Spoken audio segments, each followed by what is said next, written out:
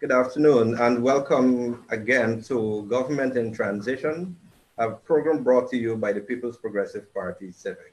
I'm Michael Gordon. I'm joined this afternoon by two distinguished guests. First, our Prime Minister-elect, Brigadier Retired Mark Phillips, and Attorney at Law Marcia Nadir Sharma. Colleagues, I welcome you both to this program. Good afternoon, Michael, PM-elect. Hello, Marcia. Yours. And hello to our viewers. I'd like to also welcome our viewers and listeners across Guyana in the diaspora, especially those listening to and viewing this program on Freedom Radio 91.1 FM.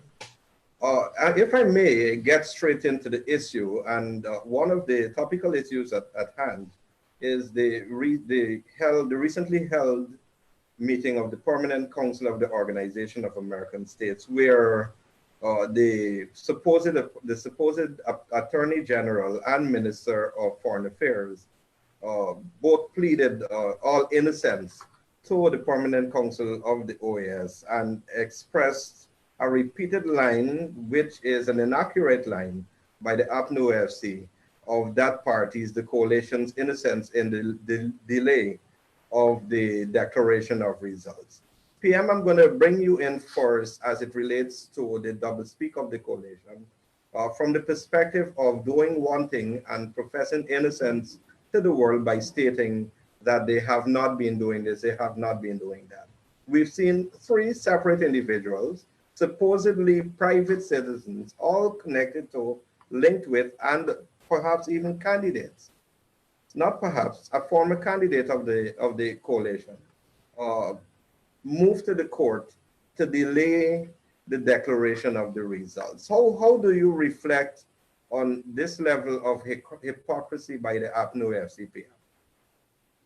Well, thank you, Michael. And again, thank you for our viewers for an opportunity to speak on the political issue in Guyana. You know, let me start by saying it's embarrassing for me to attend my first OAS meeting and to listen to two Guyanese who continue to hold on to their ministerial posts from the last government and should be speaking for the state of Guyana, the government of Guyana. And what they did, they took a party position, the APNU-AFC position, and lied. But luckily, the OAS Permanent Council allowed us, myself and Council Anil Nandalal, to speak at that forum. And I think that in addition to the fact that the CCJ ruling and all the different rulings are public knowledge, the results of the recount is public knowledge. And I must say, notwithstanding the attempts to misrepresent the issues by Mrs. Karen Cummins and Mr. Basil Williams, when you listen to the presentations by the representatives, the ambassadors, and the Secretary General of the OAS, those diplomats are well informed as to the situation in Guyana. And that is what saved the day.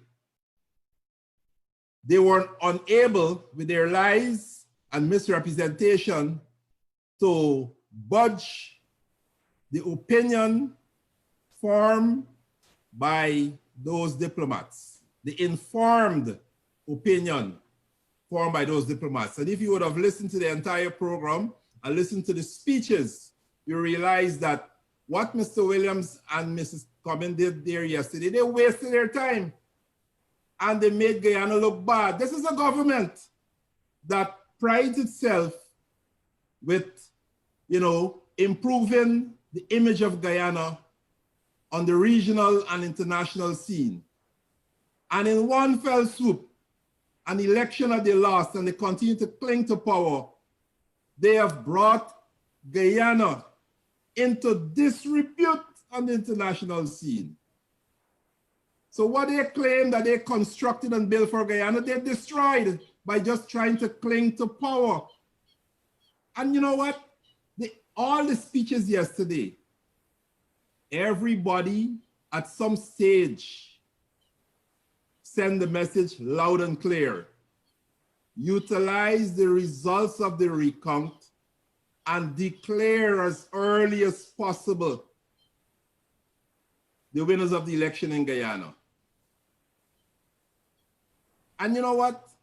In saying that, they're also saying to the APNU-AFC, step aside and let democracy prevail in Guyana. And that is what the APNU-AFC appears not to be prepared to do. They do not want to demit office. Something about this office, holding on to power in Guyana after losing an election. They just keep clinging to power. This is no longer the 1960s, the 1970s, and the 1980s. This is the 21st century. Democracy must prevail. And they must know that. And you know, in order for the PNC or the APNU to survive as a coalition, and likewise the AFC, in addition to stepping aside from government, perhaps they should look at themselves, and the older guys should step aside and let the younger generation come up and assume positions of leadership in those parties. Because I want to believe that many of the younger generations, the young professionals in those parties, are more in tune with the 21st century values, which include democracy. PM, I know you've referenced those parties, but when I look from my mind, when I look at the APNU-AFC, especially their posture in recent times, I see nothing else but PNC. But Marcia, I want to bring you in on this same issue. However, from the perspective that what took place yesterday, and it must be underscored, that what took place yesterday could be considered not necessarily unprecedented, but significantly so, a rarity, where the permanent council of a large grouping unanimously supported one position. Normally, what you find here or there is that a different member may have a dissenting view on a particular issue. But you really don't find, rarely, perhaps you could count it on one hand, the permanent council of an important and a significant grouping unanimously supported a position, including Venezuela, and which is embarrassing, as the PM says, hold a unanimous position on a particular issue, and it relates to the undemocratic posture of the APNU-AFC. What you had displayed on an international level was an uncouth and disgraceful representation of what has been the APNU's wolf disguised in sheep's clothing narrative. Because you saw not only did the Attorney General, former Attorney General, on an international stage lie to the Permanent Council by saying the Caribbean Court of Justice ruled that Order 60 was invalid, and thereby lending credence and credibility to their proposition that the March 13th declarations were still valid. You had a position that was superseded in time, being the Chief Justice's decision, and he still stood there in, again, I will say, wolf disguised in sheep clothing, because it's not hate, it's important that we remember, and some of the facts that we have to keep repeating over and over so that we do not forget the realities of the 2020 election. And what are those realities? President Granger said in the no confidence motion, he will hold election on the advice of GCOM. GCOM said, they need 3 months. That 3 months lent itself to a longer period, culminating ultimately in the March deadline. He said, okay, the elections were free and fair, and we will stand by the decision of GCOM. Then you had the Mingo fiasco. Then he came out and said, no.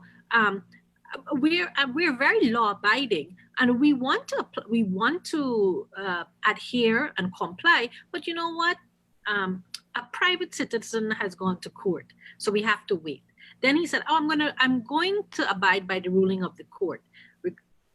Court said, okay, you have to have the recount. All right, let me give a credit, a little feather to the cap.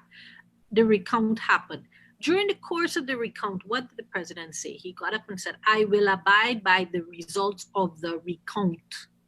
Said that in his first public appearance throughout the entire recount process. When the recount process was done and it showed that the PAPC had garnered its 233,336 votes overall, he turned around and said, well, hold on, step up. I have to comply with what GCOM says. And then you had everything else. Then you had several other cases. And I re-emphasize this wolf in sheep's clothing, because we cannot forget the incestuous relationship that exists between all three of these applicants to the APNU-AFC, which has been confirmed by Mr. Harmon's public posture that we are going to appeal. And here you had Basil Williams and Dr. Cummins going on an international stage to embarrass not only themselves, but the people of Guyana at that level and at that meeting. And I said it before and I'll say it again, it was very uncouth, very disgraceful, and extremely embarrassing. And if anybody internationally is listening to this program, we are not like that. Guyanese people are not like that. That what you saw demonstrated and portrayed yesterday is not a reflection of the character of Guyanese. And it's important that everybody knows that. Two words you use, they stand out, uncouth and disgraceful. I'm referring to the utterances by the supposed Attorney General, who said the CCJ ruled, and the Chief Justice also supported the ruling of the higher court, the Caribbean Court of Justice, that Order 60 stands, the subsidiary law which provided for the recount. However, the Attorney General said to the Permanent Council of the OAS that the CCJ nullified the recount. Do you see this as an affront? And I've been asking lawyers all over the place, left, right, and center. Do you see this as an affront, Marcia, to this noble profession to which you belong? Absolutely. I have said this point repeatedly, and it doesn't apply only to Mr. Williams. It applies really and truly to the entire battery of APNU-AFC affiliated lawyers, because that to take such stellar judgments from CCJ and the Court of Appeal and now the Chief Justice and twist it and massage it so that it fits a political narrative does not define what our ethical and professional responsibilities are in the legal profession. At some point in time, we as lawyers have to say to our clients, enough is enough. You have a right to litigate, yes, but you also have a responsibility not to waste the court's time, not to abuse the resources of the judicial system, which has been happening relentlessly for the last couple of months in relation to these elections. And that moral code, that ethical code of saying to your client, listen, we have done all that we can do. It is now time for you to accept the results of the court or the judgment of the court, and accept the results is the last shred of hope I can have as an attorney to my fellow colleagues, that they will exercise same. But to continue and to persist on this narrative, even though you have been ruled against so many times by courts of competent jurisdiction, is more than an affront. It's disgraceful. There is no other word to describe this relentless behavior. And it's relentless. And there's no explanation other than wanting to hold on to power. Because if you were seeing anything substantive coming out of the caretaker government between March and now, look in relation to COVID itself, you can appreciate, okay, there might, maybe we might be harsh, but we're not being harsh. You single sourcing the building of a facility which is supposed to deal with a current pandemic. We have no idea when it's going to be ready, if it's ready. You have no true communication of what is the true state of COVID, except, we had a few less than 100 tested cases. And you have to beg and pull information out as it relates to the active cases or non-active cases in the entire, by region, breakdown by region, or even by demographics, or even by age groups. You don't know. So if they were doing something constructive, you can understand, okay, maybe there was something, and COVID is just one example, but you can understand and say, well, maybe there's some genuine merit, because there are tangibles and measurables that we can look at, but we don't have that. And the people at March 2nd said, but you have not delivered, so we're voting you out. And that is what happened. PM-elect, I want to refer to what we have been discussing prior to this program. And that would be the most recent press statement from the APNU-AFC.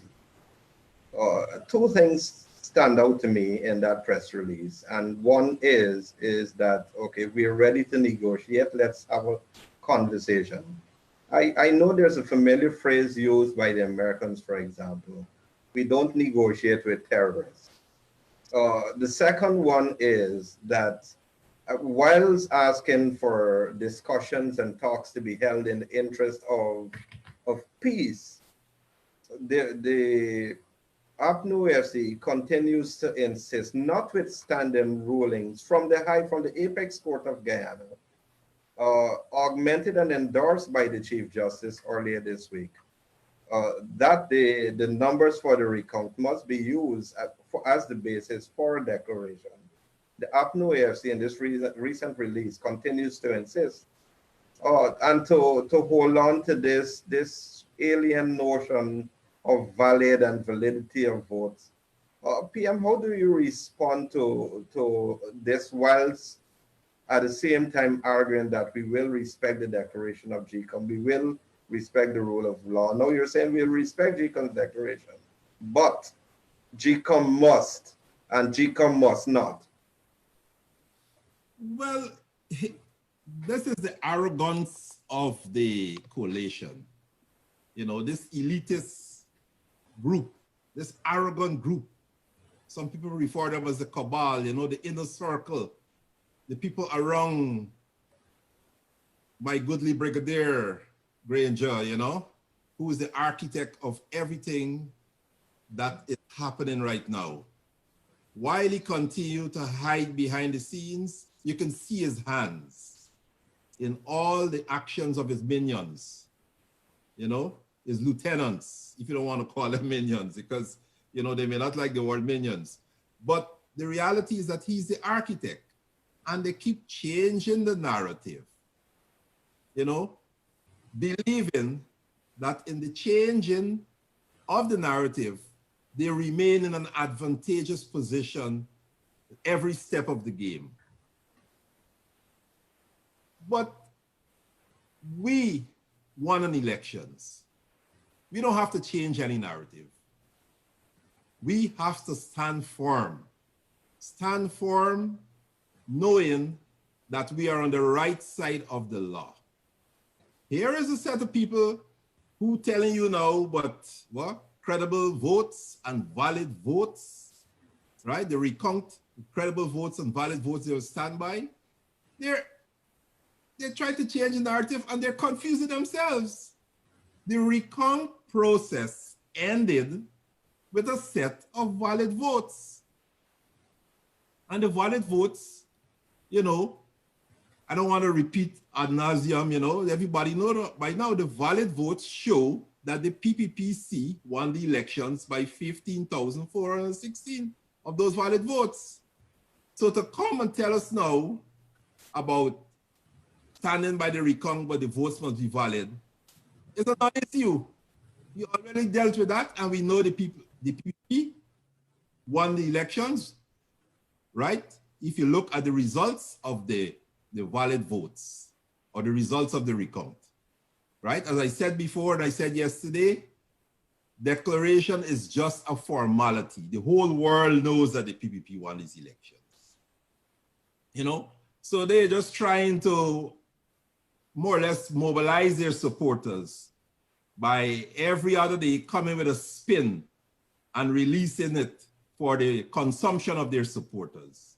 But I rather believe that more and more, every day whenever they spin the message, more and more they have confused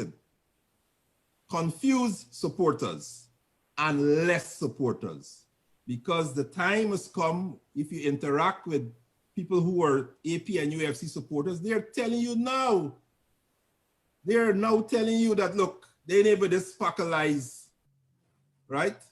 It's obvious that the PPPC won these elections. Let her wrap up this thing so life could go back as per normal in Guyana. People want to get back into their business activity. People want to get to work, you know. People want to earn money, you know, to feed their family, you know, to pay their utility bills, to invest in business. They want to see Guyana grow, you know. And the business people, they're the ones who will tell you there are a lot of business interests lined up for Guyana. But people are saying, hey, we want to wait until the situation, the political situation, clear up in Guyana. So what the APNU-AFC is doing is no good for us, the people of Guyana, is no good for themselves, right? They continue to remain in power to do what? To continue to harm the people, to continue to starve the people, to continue to be ineffective in dealing with COVID-19 pandemic, to prevent investments from coming to Guyana. They need to step aside. We don't want to negotiate. That's the first question. I dealt with your second question first, the one with the numbers, right? We won, so everything is valid there. The next one, I don't want to call them terrorists. You don't negotiate with terrorists. That's my part of my training in the military. You do not negotiate with the terrorists. But these people, while I don't want to call them terrorists, I'll call them another bad name. They're political bullies, and we will not negotiate with political bullies. If we are on the right side of the law, there's no need for us to negotiate. It's for us to stand firm and allow GCOM to make the final declaration. What Mr. Granger called it, stage 4. What they need to do is to stop wasting the people of Guyana time by having a series of applications and litigations in the court, obstructing the progress towards stage 4. They need to get off the neck of GCOM. That's what they need to do. And allow GCOM to do their work and make the declaration in keeping with the recount results. And once they get out of the court system and allow GCOM to breathe, GCOM will make that declaration. And it will prevail in Guyana. I want to bring you in on the same issue, Marcia, especially from the perspective of even a tweet by the Secretary General of the Organization of American States speaks to the abuse of the court system by APNU-AFC, who, by the way, 2 weeks ago or less, has been what they are now referring to as invalid vote. 2 weeks ago or less, they were prepared to claim victory with the inclusion of what they're now calling valid votes and 15,000 more. What really? I'm going to use the clearly was really a story. You're telling me 5, 6, 7 different stories. Let's be consistent. At least be consistent about the lie. Yeah, I've been confusing you too. Well, all we can describe, all the best way to describe the four or five different versions of the same facts is really a compilation of a fairy tales novel. It may be a Mr. Pink Whistle in its very best narration and in the simplest form that we can put and celebrate Edith Blyton and say, it's just 5 different ways you can take one set of true facts and manipulate it for your own benefit. It might not be the lesson we want to teach our children, but it is a reality of what you see happening here, right? And to come and it's a slight repeat of what PM is saying, but to come and say, I am prepared to wait on the declaration and let GCOM finish its work, but at the same time, we are appealing the decision of the Chief Justice merely confirms again that they are doing everything within their power, including abusing the court system to stymie and stifle and prevent GCOM from completing what is clearly stated in Article 1772B, that the party with the most votes, or the head of the list, or the presidential candidate of that list, is deemed the president. Okay? And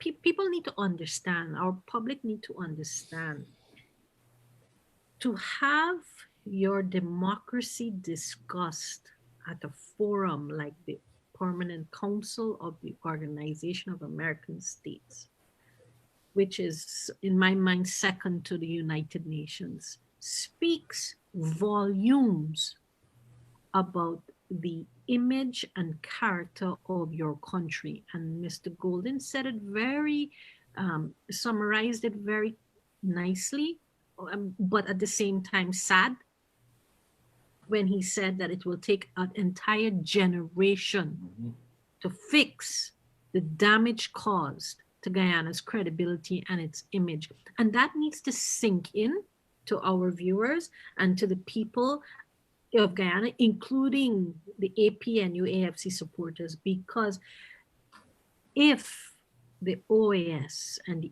our international partners were to exercise sanction power on the economic standing of Guyana, there is no other way in its simplest form to explain the impact than to use, for example, milk formula. And I used this example yesterday, and I'll use it again today. With all the advances in the world, medical and otherwise, technological resources, human resource development, our children are born with peculiar allergies, and Guyana does not manufacture a wide cross section of, for example, baby formula, soy, cow base, or otherwise. Now you have a baby in Guyana in a sanction-ridden and hit country, and you are looking for a basic commodity like soy base formula for your child who has an allergy for cow-based formula. You will not get it. And you will not get it because we would not have had the capacity to import it. We do not have the capacity to make it, manufacture it, and we will not have the capacity to import it. So who punishes? Not the illegal and unlawful APNU-AFC ministers who will be receiving their salaries from the taxpayers' money, who will be still enjoying the state paying for their benefits. It is your child who will punish. And that is the long-term consequences of OAS or any other major international organization and country taking sanctions against us as a country. Now, yes, we've argued and we've tried to make our public aware that when the sanctions hit, it will hit, yes, primarily those persons, as Secretary of State Mike Pompeo has said, it will hit those persons who are seeking to undermine democracy and the will of the people in Guyana. But if that relentless stubbornness and need to hold on to power over the welfare of our people subsists after the court makes another decision and GCOM makes a declaration, it is all of us who will feel the consequences of sanction. I want to raise a layman's issue, and I just received a message on WhatsApp from one of a very vocal supporter of APNU-AFC. And she asked a question, and Marcia, perhaps I'm going to ask you to lead on this. Why y'all want the CEO to listen to the chairman and not the other way around? Respond to this, Marcia, because it seems as though there is a particular group of people who continue to listen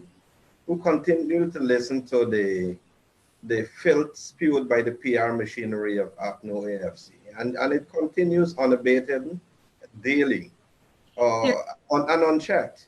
There are two explanations.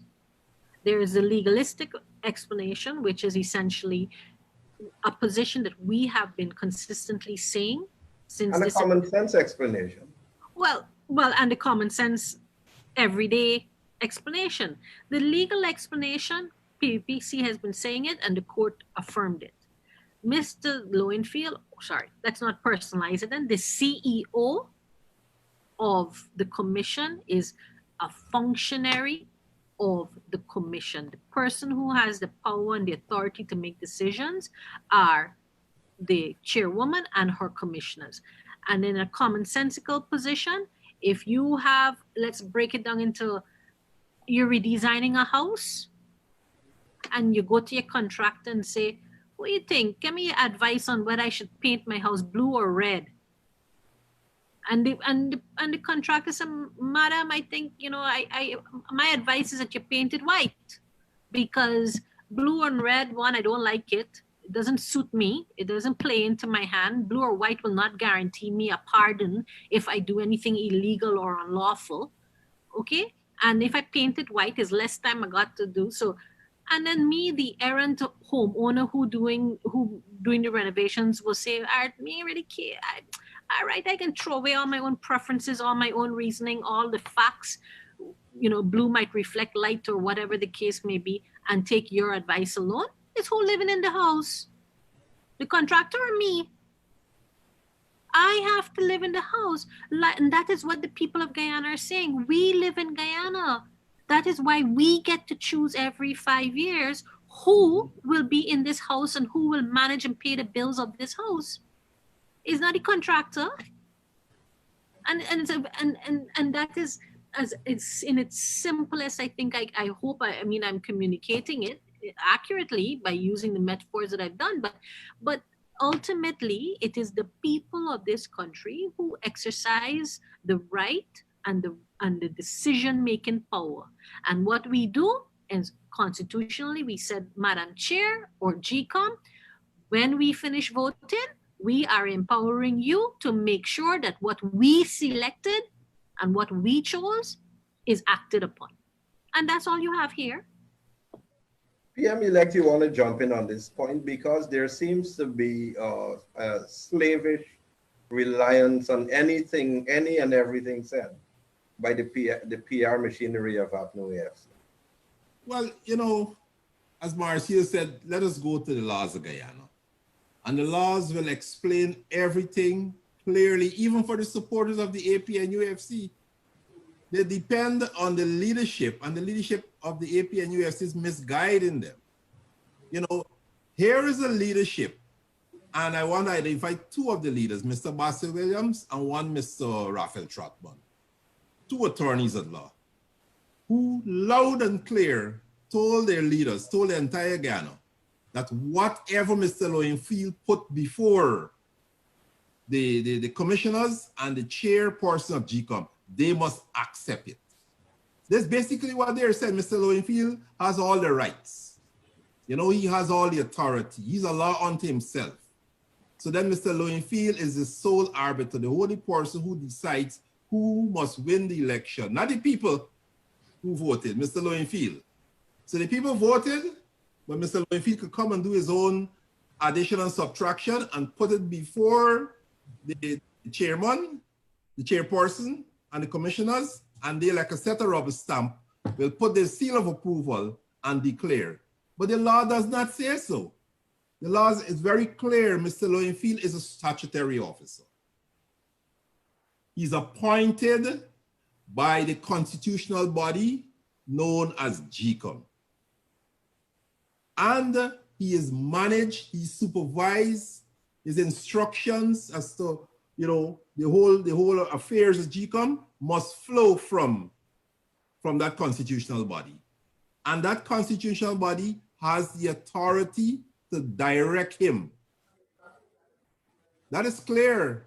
The letters written by the chair to him were directives. Utilize the recount results, right? To prepare your report for this board. And that's very clear. He cannot deviate from that. What he did, he went and get a fraudulent results of Mr. Mingo, right? A result that was placed in abeyance, which the same GCOM later dismissed, set aside. And notwithstanding the decision of GCOM to set aside Mr. Ringo results, Mr. Lowenfield went and take the same results and submit to them. I mean, that's insubordination. He should be fired for that. He should be fired for that. In any organization, a behavior like that will result in you being dismissed, separated from the organization. So Mr. Lowenfield is not a law unto himself. GCOM is the constitutional body, and even Mr. Alexander, who's a commissioner of GCOM, is on record of giving us an example in the past, a precedent where GCOM corrected a former CEO. When he presented his results, GCOM looked at it and said, this is not in keeping with the law, and they sent him back. And he had to go and correct it and resubmit it. And when they're very proud of that, you know. Huh?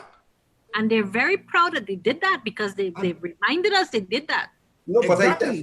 but in my view, I think the clearest of example was one described by none other than one Keith Lowenfield in relation to the relationship between the secretariat headed by the CEO. So specifically the relationship between the CEO and the commission. That was explained at length by Mr. Keith Lowenfield. Oh, when he did the video with Mr. Suraj. Yes, absolutely. Absolutely. Yeah, that's another example. So why are these guys 5 years after going back on what they took pains to explain to the people 5 years before? It's because this time the APNU have lost the elections. Maybe if the APNU has won the elections, those explanations would have been repeated. They might have been put in abeyance. If I may return this discussion. Again, the change in narrative, and GCOM now is part of the change in GCOM Secretariat, elements in GCOM Secretariat. You know, like Mr. Lowenfield and Mr. Mingo, you know, they're part of this whole trying to change things now to confuse the people. But I hope your caller is now clear on the matter that Mr. Lowenfield is a statutory officer and he takes orders from the constitutional body chaired by Madam Justice Pladet Singh. If I may return us to the meeting of the Permanent Council of the Organization of American States, which took place just about 24 hours ago. There is an indication that the level of the type of language, PM, and you had the fortune of participating in that meeting. You will learn, along with the learned attorney Hanul Nandla. I get the distinct impression that fancy diplomatic language is fast, as it relates to the Guyana elections saga, is fast becoming a thing of the past. And the words and warnings of the international community are now becoming sterner more harsh, and more direct. Your views on some of the utterances, and perhaps if you could reflect on one or two of the comments made by some of the countries yesterday. Well, you know, Michael, you're right, because sometime in the past, I visited the OAS and I listened to a meeting when I was in Washington. And, you know, the diplomatic speak itself could have you boring. And then you have to listen at the end for what exactly the person is saying. You know, a lot of flowery speeches and so. Sometimes you have to decipher what was said. Exactly, but yesterday it was clear. I don't know if there was a pre-meeting of the representatives, but I can tell you it was quite clear yesterday. The simplest of language, even a child could have understood what those diplomats were saying yesterday. And you know, they did it in the shortest possible time. So it's obvious that it was a deliberate effort not to have too many flowery diplomatic language, but to hit the points, you know? And the main points is very clear. Utilize the results of the recount. Have a declaration in the shortest possible time. You know, very clear. And the Secretary General, Mr. Almagro, in his tweet, you know, he went on further to mention about his concern about, you know, this whole matter before the judiciary that is slowing up the whole process towards a declaration. You know, and all the countries were clear, you know, and, you know, not only talking about using the results of the recount and the declaration in the shortest possible time, but what was impressive is how informed the diplomats were about the situation in Guyana. And I think every Guyanese should have put aside what their supporters are telling them about Mr. Golden and perhaps go and listen to Mr. Golden's presentation. Listen to Mr. Golden's presentation. He expressed a lot of concern for Guyana, present situation and the future of Guyana. We should listen to all of us should listen to Mr. Golden's presentation. And nothing that he said can be refuted. He stated the facts in the lead up to elections, the election day, the most peaceful day in Guyana, orderly voting, and everything that transpired afterwards until now. Marcia, I want you to reflect on the two extremes, and I know even you personally are capable of those two extremes of the diplomatic language and the harsh speak. But is it an ominous sign of what is to come, and the general feeling within the Americas grouping? It is ominous in the sense that the clear and plain spoken positions articulated by the diplomats of the OAS yesterday suggest that the time for diplomacy and niceties are essentially at the end of its tether and at the end of the rope. And ominous because if the APNU-AFC does not concede or act responsibly or in the best interests of the people of this country and abide by not only the ruling of the court, but more importantly, by the will of the people, we have a very clear understanding that the international community is prepared to stand with the people of Guyana to ensure that the democracy in Guyana is sustained and essentially not torn to shreds. I still remain hopeful, though, that we will not need to come to that position because, again, a beautiful opportunity is being presented to the APNU to honor its word and be bounded by its word and to have some shred of use of whatever strings of integrity it has or strands of integrity it has left to to do what it says it will do, which is to abide by the decisions of the court and abide by the decision of GCOM, and to stop trying to manipulate and influence the outcome of the elections through its rogue affiliates within the Elections Commission.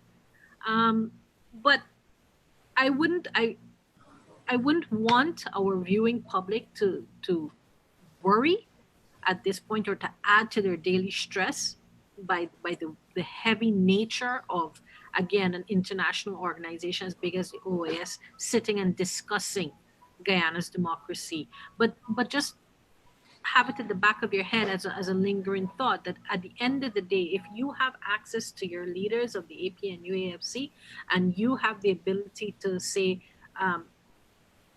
Mr. Granger or my party, why don't we stop this?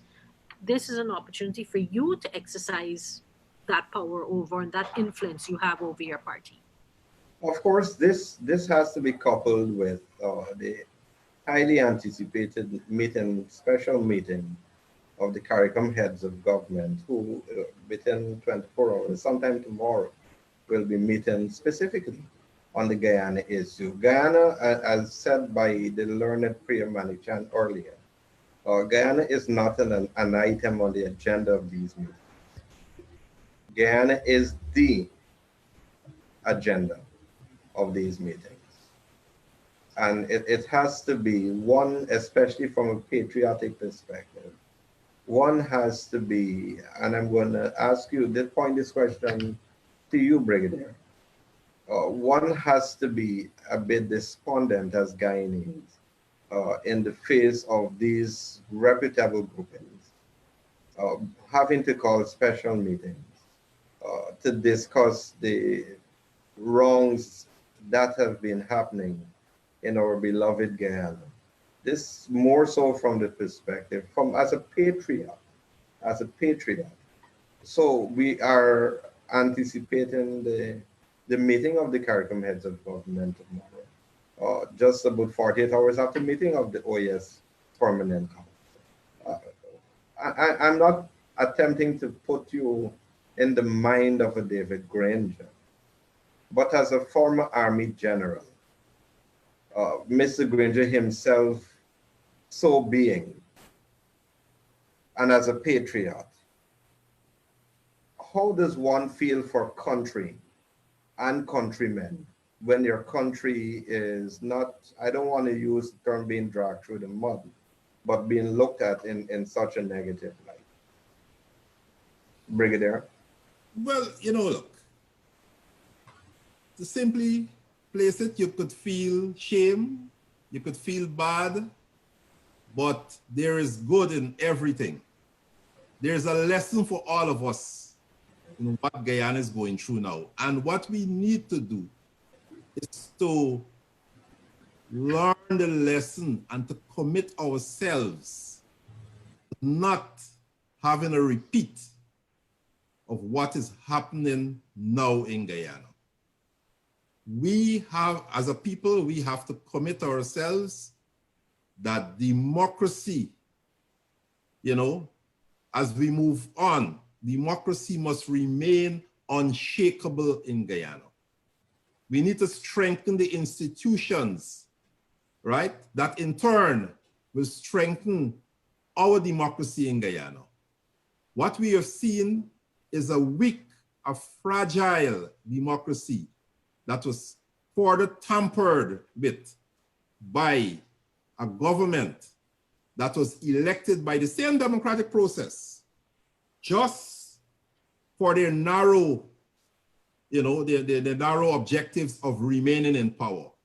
This is a government who talks about a decade of development, and it's interesting. They're talking about a decade of development at a time when their popularity was waning, and then eventually they lost the elections. They want to continue to hold on to this decade for development and to remain in power as an undemocratic dictatorial government. This is nonsense.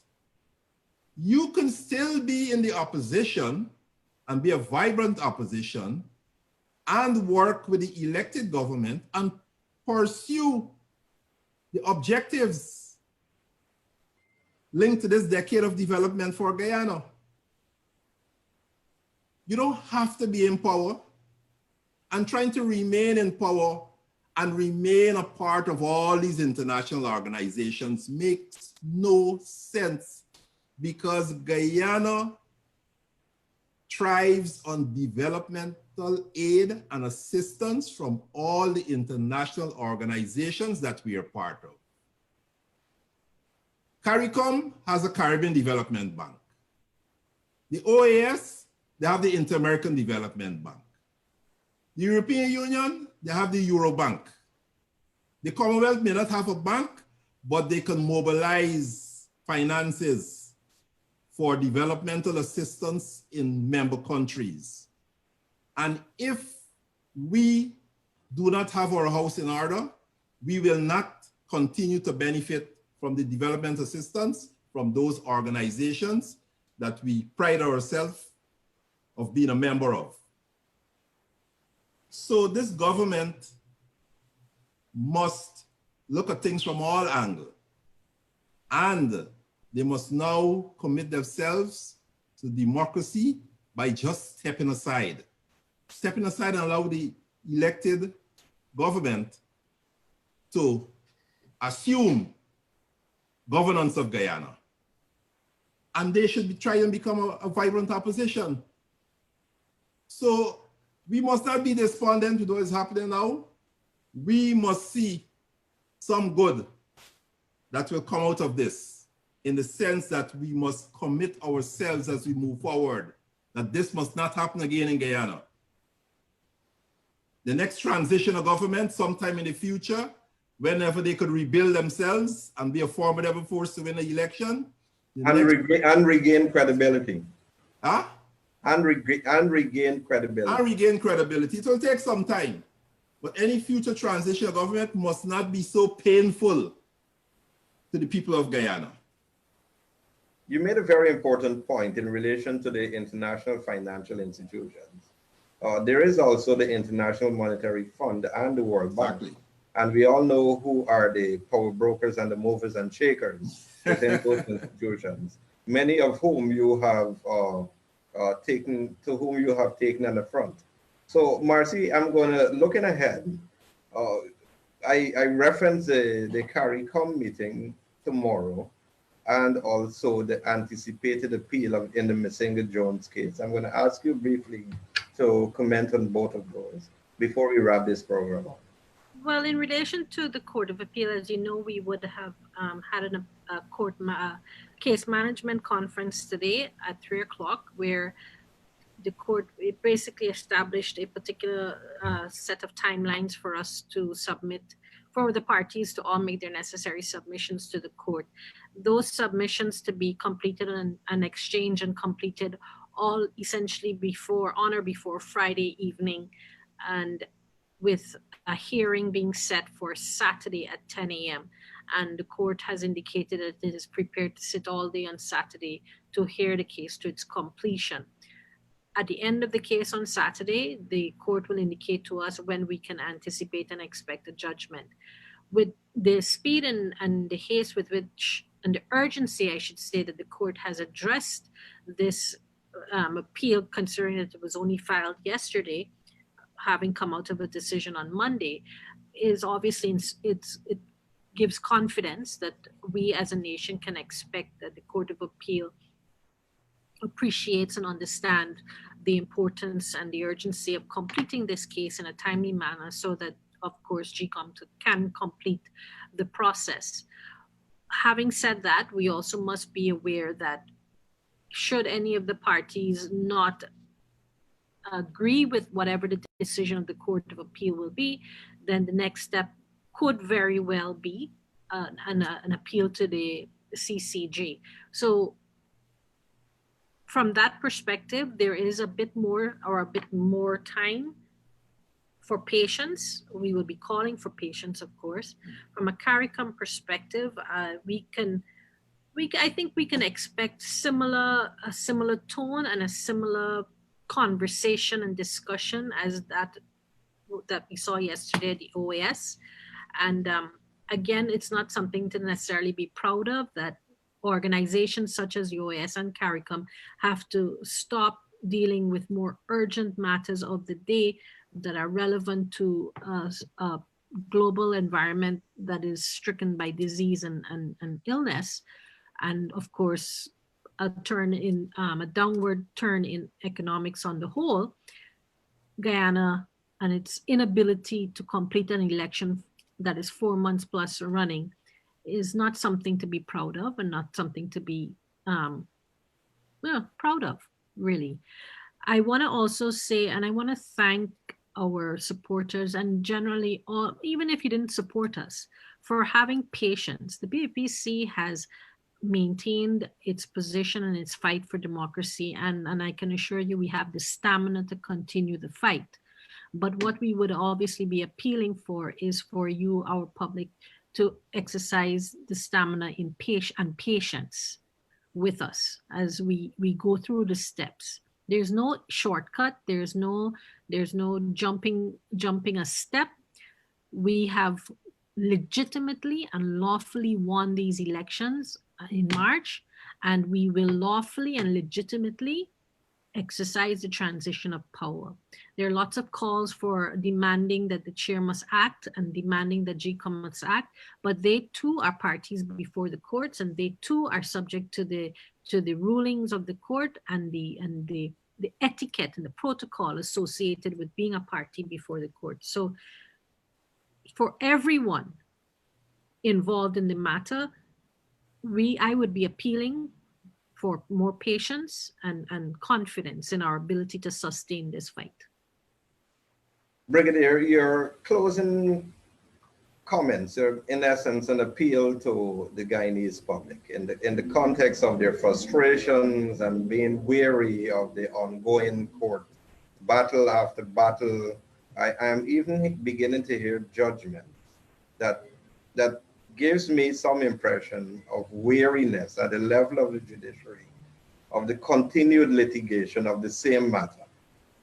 Your closing comments, PM. Well, while we have concerns about the continued litigations, the Guyanese people, they're on show, and the world is talking that our people are well behaved, they're calm, and like everybody else, they're awaiting the peaceful transition to the new government. The whole world is commending the people of Guyana, and I wish to add my voice again and commend our people and ask that we continue to be calm. We have court this weekend, we have a ruling next week, and we, as Marcia mentioned, we're likely to have the CCJ engaged again. So as I told the viewership in Trinidad this morning, we have another, like 2 weeks or 3 weeks of court, but the inevitable will happen. The transition from the APNU-AFC to the PPPC government.